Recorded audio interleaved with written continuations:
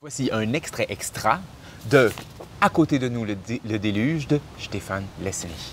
Pour vous donner une idée du style, je vous donne un extrait. Il aborde la peur que peuvent avoir les sociétés de bien-être par rapport à cette dénonciation de la société d'externalisation.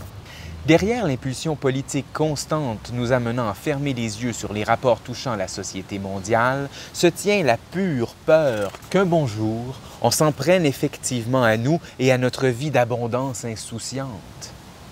Cette crainte est compréhensible et ne tourne pas seulement autour de l'angst allemande, concept qui s'est répandu tel quel dans d'autres langues, notamment dans l'anglosphère, mais elle est à juste titre un phénomène pan-européen, voire un phénomène du Nord.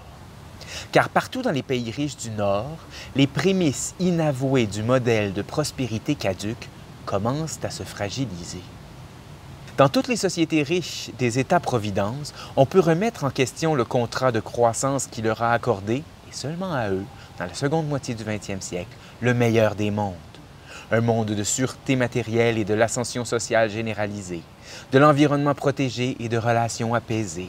Un milieu de vie qui semble presque irréel, qui n'est certainement pas ouvert uniformément à tous les citoyens de ces sociétés, ni mesuré à l'aune des conditions régnant sur le reste du globe, et dont le contrat social tacite contient la clause supplémentaire décisive qu'il faille en tout cas repasser à des tiers les pires dommages collatéraux de la croissance, et donc pouvoir soi-même s'en tenir loin.